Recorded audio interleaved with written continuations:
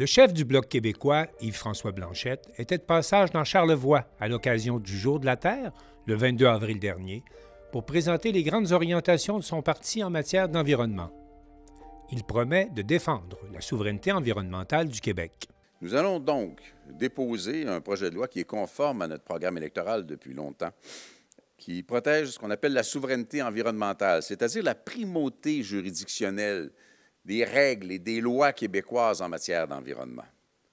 Ça veut dire que s'il y a une mesure fédérale qui est différente ou qui va à l'encontre de ce que sont les priorités québécoises en matière d'environnement, à titre d'exemple la bourse du carbone, bien, les lois du Québec auront préséance. Deuxième mesure, évidemment, pas de pipeline dans cette mesure-là.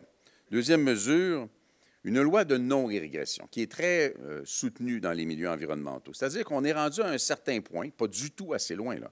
On est rendu à un certain point dans la mise en place de mesures pour préserver l'environnement. Et là, on voit venir des mesures qui vont nous faire reculer. Une loi de non-régression interdit un recul en matière environnementale. Un test climat, une espèce de mesure transversale à travers l'appareil de l'État pour que chaque décision qui est prise soit passée par le filtre sous la lorgnette de l'accord de Paris. Après tout, on est signataire de l'accord de Paris.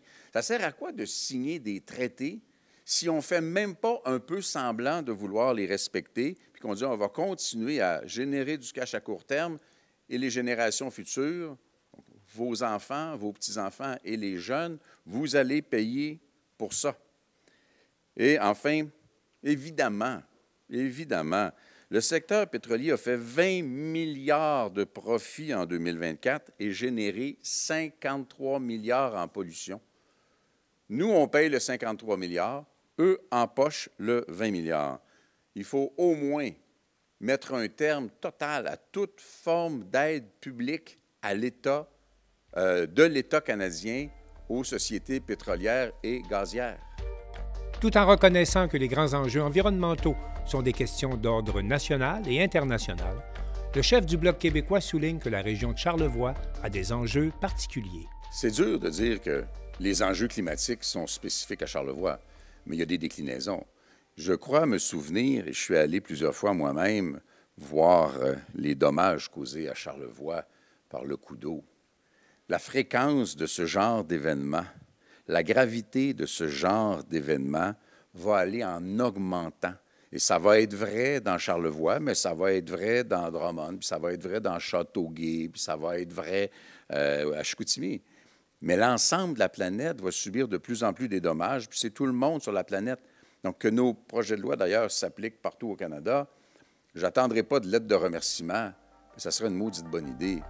Sur la question des compensations attendues du gouvernement fédéral, suite aux inondations du 1er mai 2023, le chef du Bloc est catégorique. Je suis venu moi-même avec le maire de Baie-Saint-Paul demander les compensations. Donc, je l'ai fait.